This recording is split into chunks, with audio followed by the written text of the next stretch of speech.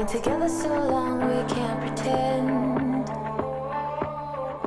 Remember the way we used to move, dance all night like young lovers do.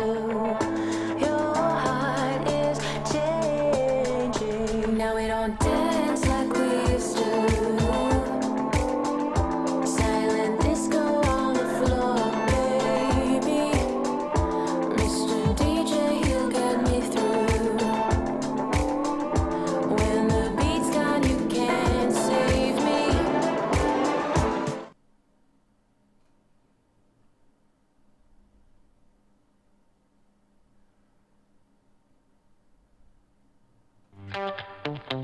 This is Broad Radio for Women's Health Week.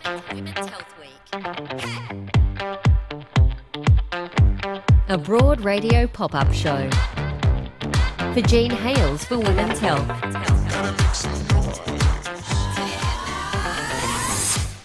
Hello and welcome to a special pop-up show of Broad Radio for Women's Health Week in partnership with Jean Hales for Women's Health. My name is Jo Stanley. I almost forgot my own name then. And my co-host today is the brilliant Zoe Daniel. Hi there, Zoe. Hey, Jo. It's just lockdown brain. That's fine. It's a real thing, isn't it? Yes, it is. Oh my God. So Women's Health Week is all about prioritising our health, which traditionally I think women are really bad at. How do you think you go, Zoe, at that? Not so well. You know, I think it's very easy to prioritise everyone else's needs over your own and your family, your extended family and your workplace.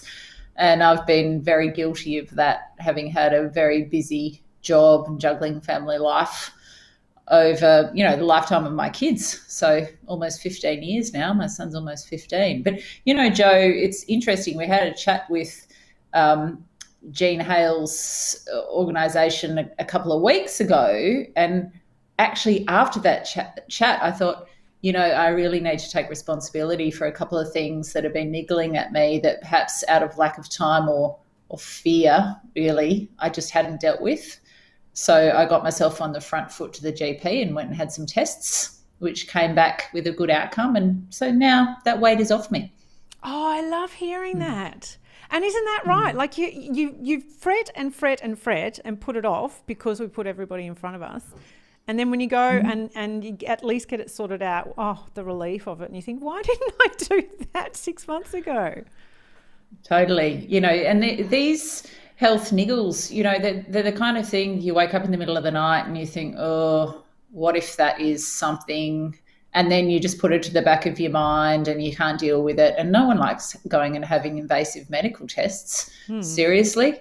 Mm-hmm. I mean, in this case, the specialist said to me, well, you know, people aren't queuing up to go in and have this procedure, but that sense of relief, you know, it is like going to the dentist or the accountant. You feel so virtuous after you've done it. And you also think, God, I could have saved myself months of stress if I'd done this before. But equally, you know, if the outcome is not great, it's much better to know so that action can be taken rather than worrying about something for too long. Absolutely.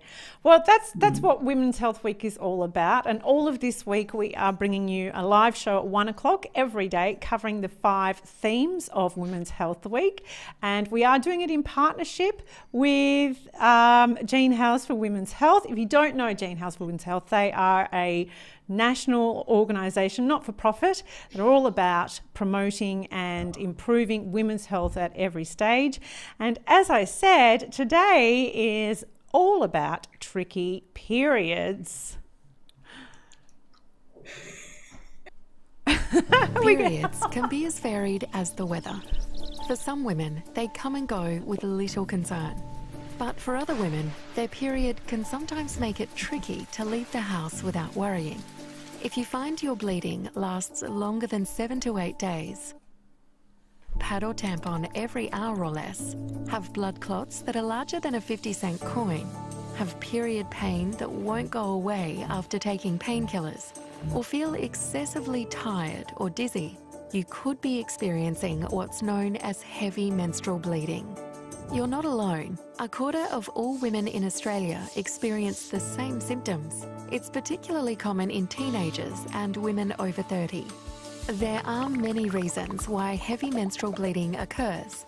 About half of women don't have an obvious cause for their heavy periods. If you suffer some of these symptoms, it's important to contact your health professional for help.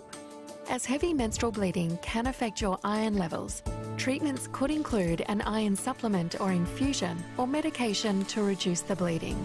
Periods shouldn't interfere with your life.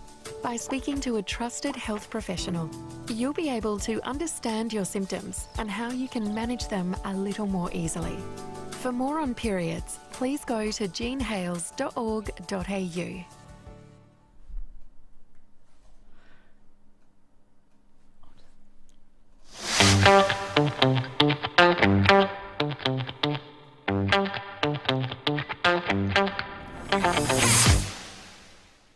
There you go. That's a bit of information from Jean Hales for Women's Health. They have a huge amount of resources at their website, jeanhales.org. Check them out. And we just thought we'd play that there. And it was very useful, that kind of information. We want today's conversation to be useful for you. So we're broadcasting live on YouTube and Facebook as we speak, and we'd love you to share your comments and also your questions in the comments on Facebook and YouTube. And we have people here to answer those questions, so let's bring them to the fore. Thank you so much for joining us on today's show. We have Isobel Marshall, who is Young Australian of the Year and co-founder of Taboo. Hi there, Isobel. Hi, thanks for having me. So lovely to see you. And gynecologist and medical doctor of Jean Hales for Women's Health, Dr Elizabeth Farrell. Hi there, Liz. Hi there, Joe. Nice to see you both, and Isobel. It's lovely to have the four of us on the screen, and isn't technology amazing? So I was thinking that it's interesting how this is the first time I've ever spoken on camera about periods, really. I'm guessing, Zoe, in all the breadth of your career, you've not ever spoken openly about periods on camera. I cannot recall ever doing it before, Joe. Yet it is the first for everything. Well, that's right, but it's a thing that happens to 50% of the population, and we can all remember that moment when we got our first period. For me, I was on camp, very annoyingly, over a Christmas holiday. Everyone was swimming and I was not. That's my biggest memory of it. What about you, Zoe? Isobel, you remember? Yeah. I mean, I was a big horse rider when I was a kid, and I was up at the farm, so sort of out on a limb there. But I would say, Joe, that my parents split up when I was sort of in my early teens, and I was largely living with my father in a single parent household. But my mum, previously when I was quite young, was very forthright, open and forthcoming about periods. So she had me well prepared with my bag packed for several years, and it had been very fully explained what to expect. So I was quite lucky, I think, generationally, to be in that position, given that, I was out in a remote area when I did get my period for the first time, but Mum had me organised. And I remember she said to me, because we weren't living together, she said to me several weeks later, "Oh, have you got your period yet?" And I said, "Oh yeah, Mum, I've had it for like 2-3 months." And she actually burst into tears because I didn't tell her, because it was such a significant moment in my life that she knew, reaching womanhood, and she kind of wanted to share that with me. But I was pretty blasé about it because she'd prepared me so well. So that is generationally. Yeah, I think generationally that's quite different. Isobel, you are much younger than us. Do you remember, what was your experience like? I was a little bit later than a lot of my friends. So I was really excited. I was anticipating it with a lot of positivity. I was at a girls' school, so perhaps that contributed to my lack of, I guess, shame or embarrassment or nervousness for it. But I do specifically remember it was the night of one of our school musicals, and I was getting ready for it at a friend's house, my best friend in like middle school, and she noticed that I was a little bit clumsier and a little bit off. And she was so insightful. We obviously were very in sync. she told me that she thought I would get my period that night, and so she gave me a pad just in case. And as I was running onto stage, it started. Oh. So I have her to thank. That's amazing. Everyone has a story. So, Liz, you are a generation above us. What was it like for you?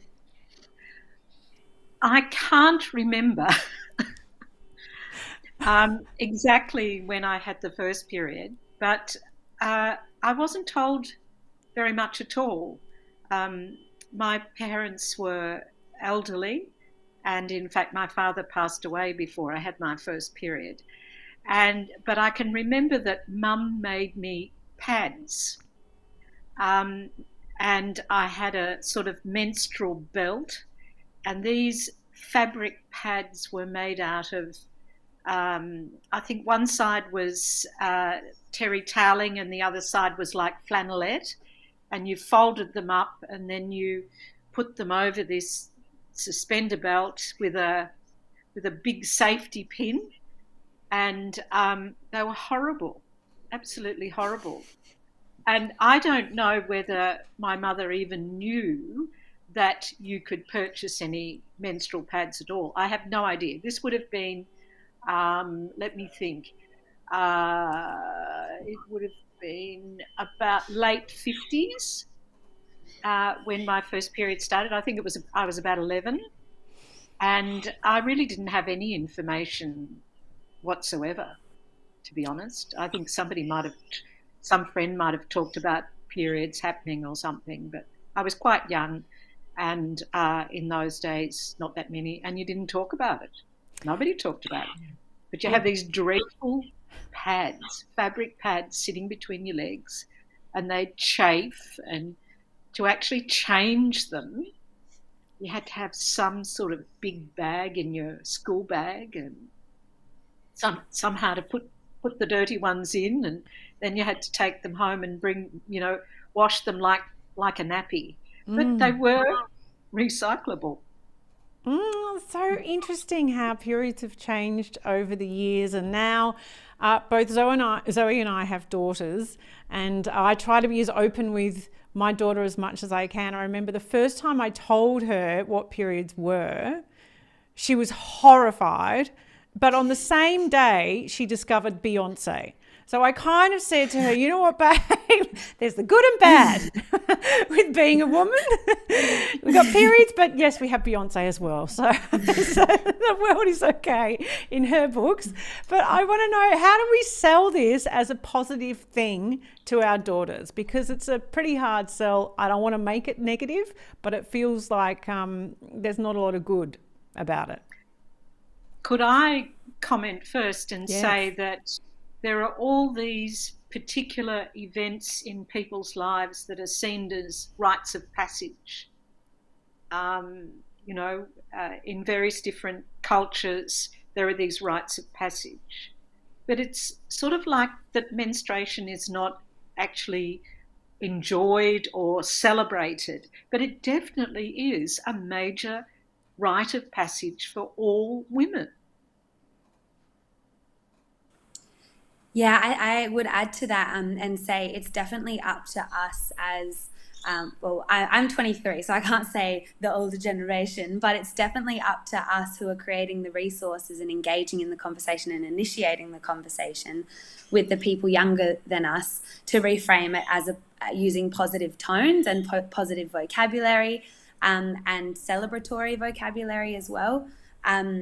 I view periods as an incredible physical manifestation of someone's strong body and their ability to carry a baby, which is, their body is in a position that is healthy and strong enough to carry a baby. And I think that that's absolutely admirable and exciting and miraculous. And I think that that we need to use those sorts of words. And I think that the power of tone and vocabulary and the way that we say things does have an impact, especially on young people who are very intuitive and sensitive to the nuances.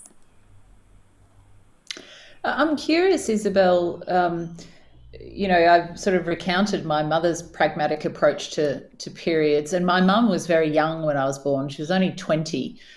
So whether that made a difference to her youth as I was growing up, it was more like a sister relationship in some ways because she was so young. But I've noticed with my daughter, who has recently gotten her period, that I felt in a way quite sad about it. Well, very mixed feelings, like sad and happy, because it's a rite of passage, as Liz says, but also it shows that she's growing away from me in a way. But I don't think she found it a particularly emotional experience at all. In fact, she was completely pragmatic about it, much as probably I was at the same age. Do you think that's changed among young girls, like the ability to talk about it between themselves, the level of embarrassment, the degree of pragmatism? I think that stigma and shame, especially in Australia and Adelaide, where I'm from, is slowly being worn away, I guess. And I think that over time, an understanding of the menstrual cycle and our level of education really correlates to whether we can see periods as biologically significant and important, and then perhaps that, I guess, correlates to a more pragmatic approach to them. I know, well, I don't personally know, but in centuries past, when periods weren't understood, and there wasn't actually people didn't. Sorry, my dog is crying in the corner here. So I'm trying to I think someone's outside, and so he's wanting to see. But sorry, that just ruined my train of thought. But what I was saying is that over time, the level of reproductive understanding certainly has empowered individuals, but also a community as a whole, to be able to view periods as a very significant and vital biological process, as opposed to this kind of mythical thing that could be a punishment for women. It could be have negative connotations, but that understanding, I think, I don't know if that has directly correlated to your daughter's understanding and relationship to her period, but perhaps it has. Liz, have you seen a shift in how women and this stigma surrounding a conversation about periods, has that shifted over your time as a doctor? I think that women are more inclined to talk about periods and their reproductive problems in the consulting room. But my experience with younger women is that it definitely depends on their education, and it depends on their relationships with their parents, and that there is still a lot of myth and misinformation out there about periods and menstruation and just plain reproductive biology. I don't think that that knowledge is actually improved overall. And I'm not sure whether Isobel could comment on that. I think you would know more than I do as a doctor. I think with Instagram, for example, with social media, I think issues like endometriosis have had a bigger platform, and certainly people having an ability to use various platforms like podcasts, like social media, like this, has meant that they can share their own personal experiences, and people can feel empowered by relating their own experiences to those experiences as well. And the great thing about those platforms is that they're so accessible, and also very inclusive. So it really makes a difference as to how confident someone feels about the legitimacy of their own experiences as well.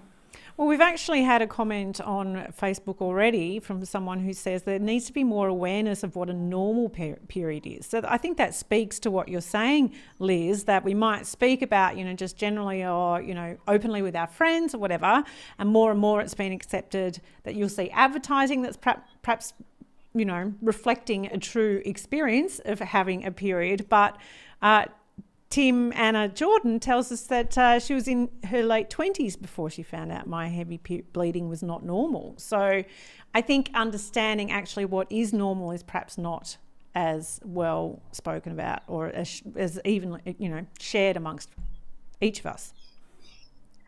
I think that we have to remember, as with most of biology, that normal means a range of a cycle.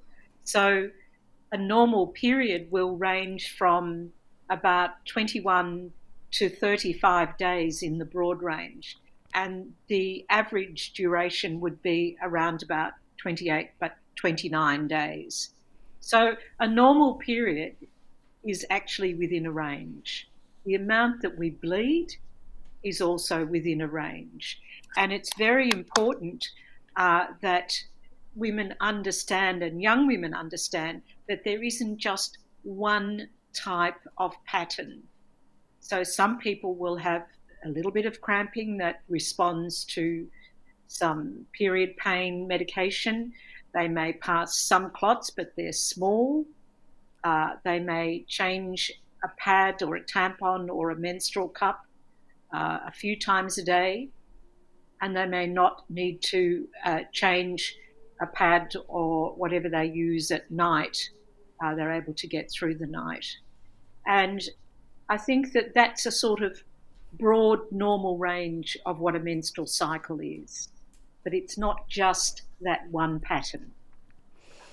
And we're going to get to some actual questions around, gynecological ins and outs and all the different conditions that can happen. But I wanted to ask, Zoe, because someone has commented here, don't we need to speak more openly with girls and boys as well? And so you've got a son and a daughter. Does the conversation then get taken across to your son? No, it's a really interesting question, actually. And I was just thinking back to those early days of high school when the boys would be sort of sniggering at the girls who sort of said, oh, I can't do PE today, or I can't do swimming. And there was always that sort of whispering and finger pointing. And I'm curious whether that still happens. I mean, it is interesting to me that I've had so many open conversations with my daughter about not only periods, but, reproductive rights and all sorts of issues relating to women and our bodies and sexism and how we interact with men and all those sorts of things. But in terms of that physical aspect, no. I mean, I don't think I've had conversations with my son about it, other than in the context of his own responsibilities when it comes to other girls and, sexual issues, rights of women and all those sorts of things, and contraception. So, they're not exactly dinner table conversations still, are they? No, I wouldn't imagine, although I don't have a son, so I don't suppose. But I guess, though, when the kind of work you're doing, Isobel, which is about breaking down the stigma around periods and working towards end period poverty, so much of the conversation needs to include men in power as well, doesn't it? Absolutely. So, yeah, just to give a bit of context, my best friend from high school and I started a business and we sell organic cotton pads and tampons. And all of our net profits and all of our advocacy efforts, campaigning efforts, education initiatives are all centred around eradicating period poverty. So with our profit model, that is directed towards overseas projects in Sierra Leone and Uganda. because in those areas, about 30% of girls drop out of school as soon as they get their period. So there's very specific information relating to the role that periods play in shortening a menstruator's schooling, education, and then obviously flow-on effects with employment, and that which really just fuels the poverty cycle and the gender inequality and disempowerment of women. So that's, but saying that, period poverty certainly exists in Australia too. Only recently, Share the Dignity did a huge survey of 125,000 women, and it certainly highlighted that people miss school because of their period on a regular basis. There's a real lack of education in schools, in workplaces, and then of course there's talk about menstrual leave and whether that's a legitimate option that employers should offer their employees. And they're all quite controversial topics because periods in general have been controversial for a long time, well, stigmatized and shamed. But I think the reason that we partnered with the organization that we did in Sierra Leone and Uganda was because so much of their program was centered around the education of boys and girls in those school years.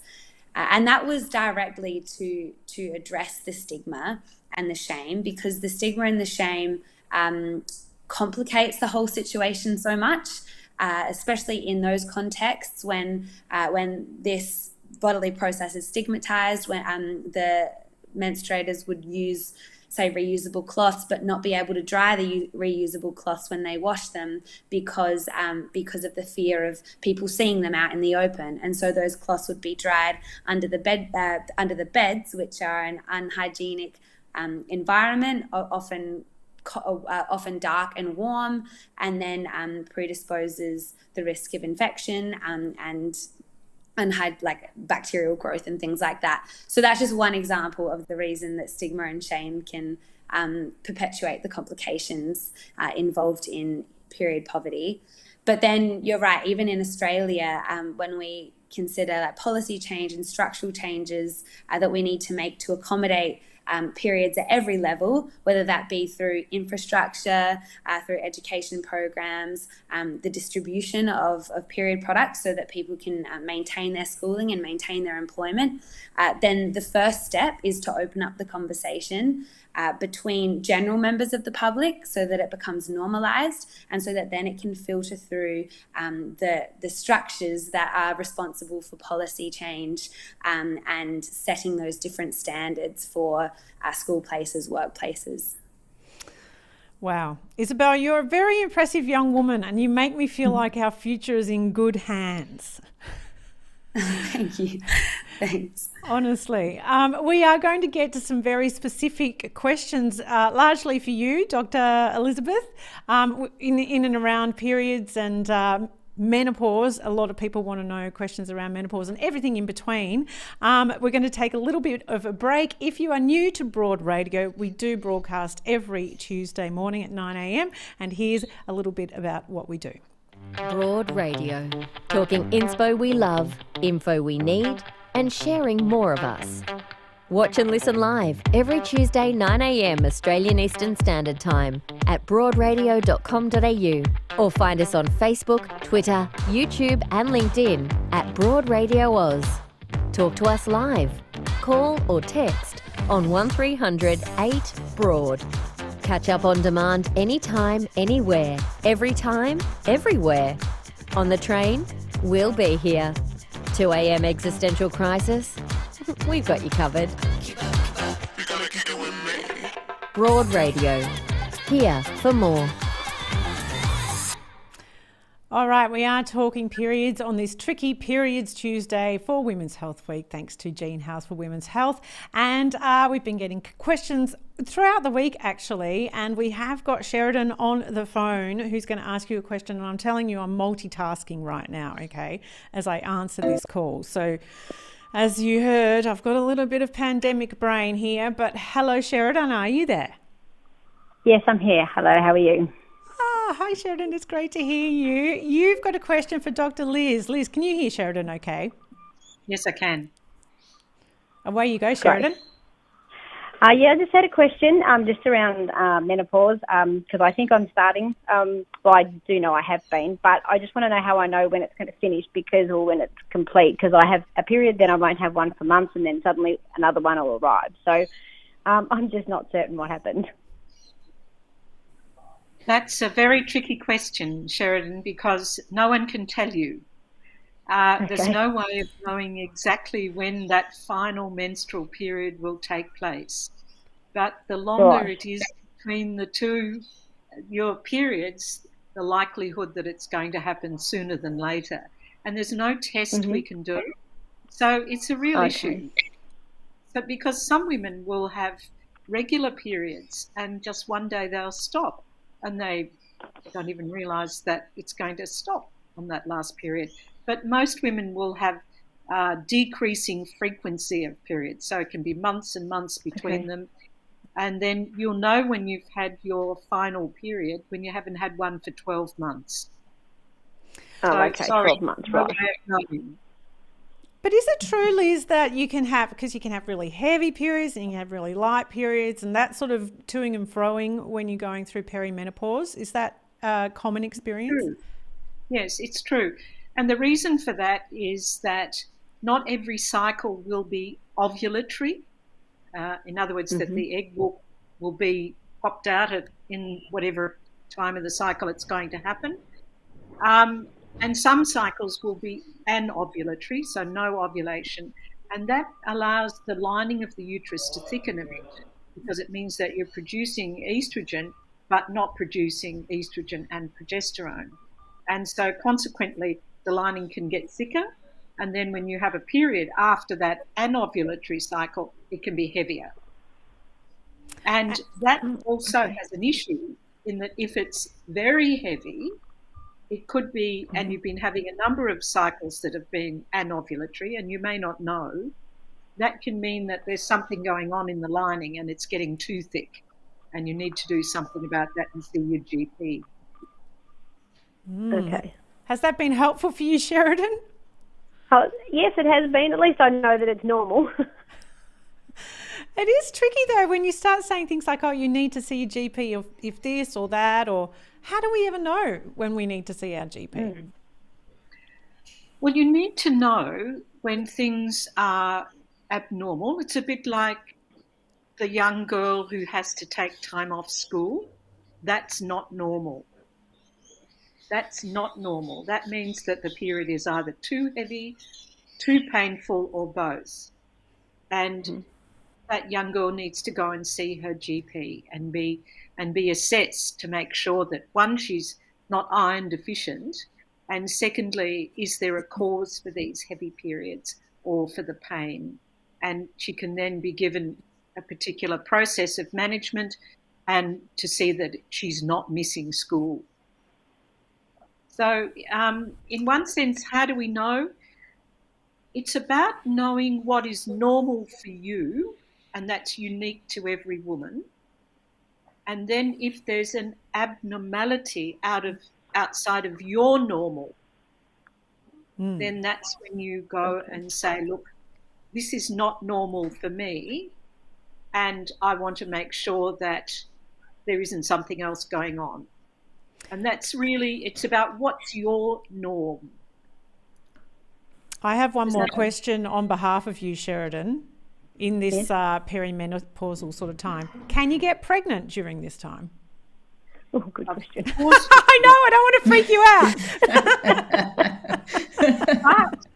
But there's some very interesting research work that was done in Sydney, and it showed that in the perimenopause, and this is one of the myths, women can ovulate twice in a cycle, and the second time can be during a period. That's so unfair. We're all sitting here in shock right now. Just to make life more complicated. Contraception is very important in the perimenopause up until after that final period. And if a woman is over 50 for 12 months after the final period, But if she's under 50, we recommend contraception for 2 years after the final period. Wow. Wow. Okay. Oh my God, Sheridan, I had no idea the question I was asking and how important that was. Good question. Yeah, I know. Well, thanks so much for your call. It's been really No worries. interesting. You have a great Thanks day. very much for your help. Thank you, you too. I have another question for you from YouTube. What about preparing for menopause, such as food to eat or avoid, extra vitamins to take, anything like that? Liz? It's a very interesting question, and I think a very important question. We've been talking a little bit about menstrual myths and stigma and societal norms in different groups and cultures. In terms of the perimenopause and things like diet and vitamin, in some Asian cultures, the women completely change their diet when they get to the menopause. And it's about optimizing the healthy diet. It's about making sure that you're keeping yourself fit. So fitness is not necessarily related to weight, but fitness and a healthy diet that corresponds to having lots of different types of food, particularly a balance of coloured foods. Having a look on our Jean Hale's website will tell you a little bit about foods and nutrition, and you can see what you can do to maximise around the perimenopause. Now, some people would say that if you eat lots of foods that contain plant estrogens, and they can be in the grasses, so alfalfa, and then soy, different types of soy foods, and then the pulses and beans and things like that, that this is a very healthy diet and may help your general sense of well-being and may make your life a little bit better in the perimenopause.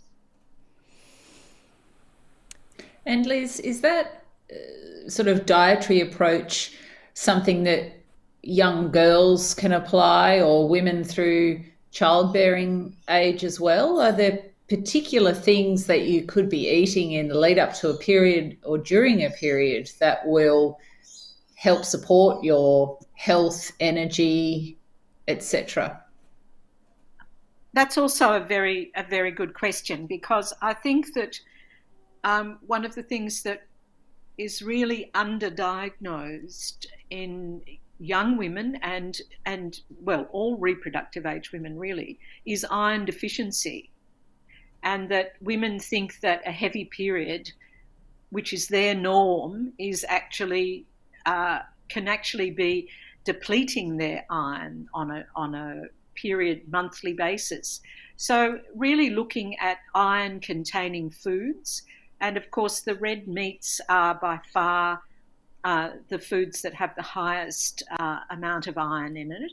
So young women who are vegetarian or even vegan are at a greater risk of developing iron deficiency, particularly if their periods are heavier. So yes, looking at those sorts of foods perimenstrually before the period is important. Are there things that we can do to assist with PMS? Oh, another very important question. It's very interesting because I was involved with setting up a menstrual and so a PMS and menopause clinic at the old Queen Vic Hospital in Melbourne that no longer exists, but in Lonsdale Street in the early 80s. And we seemed to see so many women with PMS. And then for a number of years, they didn't seem to be, well, I didn't see them. And we didn't seem to have many coming or being referred to our clinic out at Clayton at Monash Medical Centre. But in recent years at Jean Hale's, we have had so many women presenting with PMS. And I'm wondering if that's because of life stresses or what it is that has created this almost, well, it's not epidemic, but there is such an increase in the number of women presenting with severe premenstrual symptoms. So what can women do? Well, the most important thing is that you want to be altering, as it were, the brain chemistry. And one of the ways of doing that is with exercise. And some people would maximize their exercise premenstrually, which is not what most premenstrual women want to do, but it is what they should do, because that will help to get all of the neuroendocrine chemicals, so the brain chemicals, working, and will help to reduce some premenstrual symptoms. Maximizing calcium in one's diet, not necessarily taking a supplement, but maximizing calcium in your diet is also something that women can help. And there are some herbal remedies, and then there are other treatments with prescriptive therapies that can be used for PMS. Back in the 80s, we did a study on using cognitive behavioural therapy for PMS, and that seemed to, in that study, work quite well as well. So there are a number of modalities that women can use. And what about more extreme gynecological concerns? I know it's very difficult to touch on these sorts of things lightly, and we haven't got a huge amount of time, but when we're talking about things like endometriosis and PCOS and also premenstrual dysphoric disorder, how can women who are experiencing much more extreme conditions firstly find the right sort of advocacy for themselves, and what do you recommend to really step through addressing those issues? I think that if we look at premenstrual dysphoric disorder, it's a very severe condition that can impact incredibly on women's lives and on their families as well, and the people that they work with. And it's very difficult to look at what the major issues are. Very often it can be an interplay also with mood disorders as well, and they may have a history of other changes. But if they've got purely a premenstrual dysphoric disorder, then we have to look at what that means in terms of what causes PMS. And as far as we now know, it's an interaction between brain chemicals in the second half of the menstrual cycle. So therefore it's related to progesterone. And that means that ovulation has taken place. And theoretically, women should not have PMS or PMDD if they're not ovulating. So suppressing ovulation is one way of treating PMDD. So we would use perhaps one of the oral contraceptive pills to do that. Sometimes also using a group of the antidepressants, which have been studied back in the 90s. A lot of the data was published on that. And there is some further work which is probably still at a research level looking at different metabolites or anti-metabolites of progesterone. So really that's where we're at the moment. But these women need a lot of support. So often having some psychological support is helpful, as well as perhaps medical support as well. And that obviously is the same for women who experience any kind of more extreme condition like endometriosis and PCOS. It's about finding the right specialist and care for you, which of course Jean Hales is there to assist you with, which is one of the reasons why we love Jean Hales for Women's Health so much. I mean, this whole conversation, I'm just thinking how, and particularly for your generation, Liz, when you were, even just managing periods back then was such a very time-consuming, burdensome thing. And I always think whenever you're rushing for a meeting and you get your period and you got to sort that out, and I always think to myself, no man who's going to this meeting is having to deal with this. You know, you can't ever deny the fact that menstruation is a thing that, whether it disadvantages us, it's certainly an extra layer to what we have to do. And certainly, Zoe, you were a foreign correspondent. How did you manage being in what I now know from things you've told me is things like, you know, natural disasters and war zones and all those sorts of things, as well as having a period?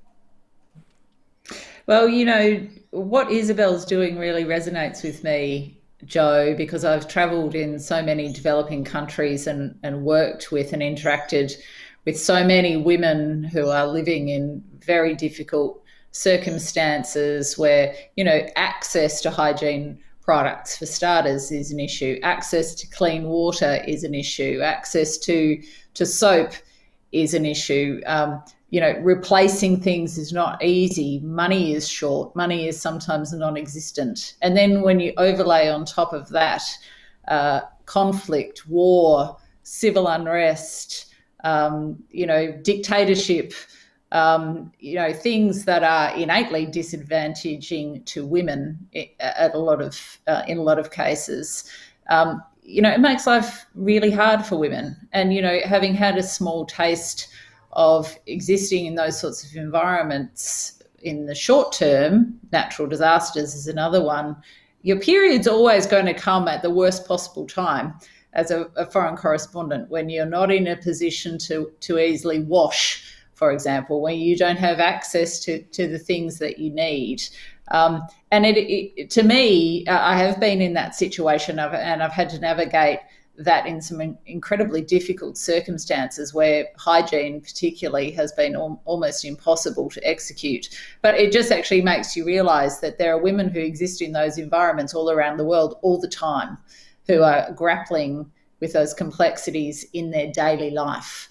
And I think that's why what Isobel's doing is so impressive, because, you know, it's hard enough for us as women who live in Australia in a very generally civilised environment, notwithstanding that there are people, you know, in difficult circumstances, particularly in Indigenous communities.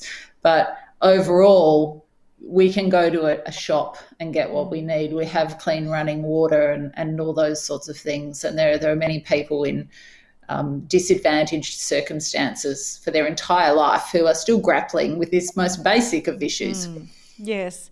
And I would encourage you to check out Share the Dignity, and there are some amazing organisations out there that really do as much as they can to end period poverty, and donate to them, because that goes, you know, to creating period packs for women and trans people facing homelessness. And, you know, there's a lot of people that we walk past every day who are struggling with this. So I'd encourage you to donate if you can.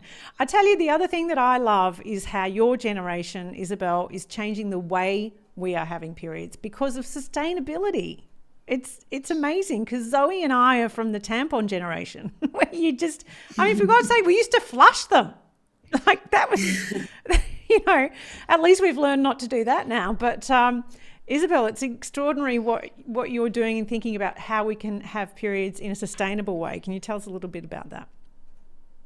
Yeah, absolutely. So right now our range of products is our 100% organic cotton pads and 100% organic cotton tampons. And when we were starting to boo and contacting different manufacturers to create our private label, our top priority for the product was having an organic cotton product.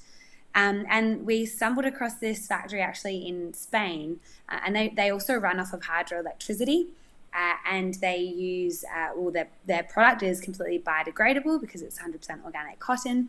And then their packaging is made from recycled cardboard that's recyclable as well. So that was a huge priority for us. And that's because we knew that it was the healthiest option for consumers, but also for the planet. And also because we knew that our generation was going to be demanding it in the future as well. And that is going to become a standard. But at the same time, it's a standard that has a premium price.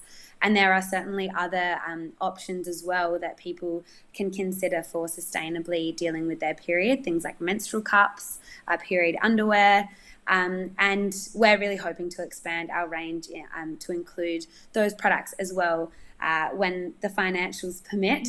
But I think our generation is certainly changing what we expect from the big brands that we buy from, whether that be the environmental impact that they have, but also the impact upon people across the whole supply chain, the people putting the product together, and the people in the offices, in the factories, and everyone along that whole process. So yeah, I think the standards are definitely changing, and definitely for the betterment of our world and environment. Yes, go ahead. Liz. Can I make a comment about menstrual cups? I think they're fantastic, and also they're a way of a woman realising that her period is heavy. So some of the earliest research showed that an abnormal period is more than 80 mils. So if you've got a menstrual cup, you can actually measure how much blood and fluid you actually lose per period. And then you've got an option to go and then seek out some help if it's more than 80 mils, because then you need to find out about that. So I think menstrual cups are fabulous. But I was looking around and I found one. This is a menstrual cup. It says it's a Menzies cup, and it says Shanghai No. 6 Rubber Products Factory, and it's called Yi Y. And when you open it up, it's all written in Chinese. This is the menstrual cup. Can I get it in the? Yes. I'll go. Just the upper touch. There you go. And it's got a plug on the end, and you just pull the plug out and drain it. So potentially, I suppose it can just stay in there. It looks like it might sit out. I'll just move backwards. That's it. It might sit out or be right down at your vaginal entrance, because it's reasonably long. But I thought that's a very interesting and old version of the menstrual cup from China. Wow. Liz, I've got to say, we've gone from never having spoken about periods on camera to pulling out a menstrual cup. We're not going to demonstrate how to use it. We'll draw the line there. It's amazing. Ladies, thank you so much. It's been really illuminating to have this conversation, and I think also really important. Let's wrap up by just I want to ask actually all three of you, what would you like to see different about the conversation around periods, or around what we're telling our daughters or what they're learning? What would you like to see different? I'll start with you, Liz. I would like to see more community education, and I think that education starts in the family, but a lot of parents are leaving it up to the schools to do, and overall the schools aren't doing it very well. There used to be different reproductive programs, and I think that needs to be updated so that young women and men know about periods, know how to respect women when they're menstruating, and that women also know when to seek help. I think we should be out there saying this is a normal part of biology, it should be out there on the billboards, that sort of thing. I think we need to normalise it in that way. If it offends people, well, it's normal biology. It's like having a baby. It's like going and having a wee, going and opening your bowels. I mean, they're all normal things that we need to absolutely normalise. Love it. Zoe, what would you like to see change? Or what difference would you like to see? I think just affordability of menstrual products and environmental friendliness of menstrual products on that side. And then the other thing I think is engaging boys. And, now that we've had this conversation and during it, I've thought a little bit about how I engage my son on this, that I'll be taking that step directly because it's important that he gets it. Mm. And Isobel, last word to you. So I completely agree with the accessibility of product. We always liken menstrual products, period products, to toilet paper. And toilet paper you can always expect to find in schools, in workplaces, in public facilities. Considering that there's been substantial information to show that even in Australia people are missing out because of their period, I think that it needs to be accommodated for in those spaces. I also think that the educational resources need to be revamped. I think the curriculum needs to accommodate those conversations and classes more obviously and probably a bit more specifically as well, so that there's more framework that the schools can work around. That would absolutely include educating the boys and perhaps that resources for parents and stuff, because that conversation does need to be taken into the home as well. Well, thank you so much. This has been an amazing conversation. Dr Elizabeth Farrell and Isobel Marshall, so great to have you on Broad Radio. Zoe, awesome as always to have you as a part of Broad Radio. It's a joy. Thank you so much. Thank you. Always a pleasure, Jo. We'll be back tomorrow with our next conversation, our next pop-up show for Women's Health Week. We're going to be talking about sex at any age. So that's going to be another illuminating conversation and we can't wait. We'll see you then at 1 o'clock tomorrow. Thanks so much. We'll have more Broad Radio then.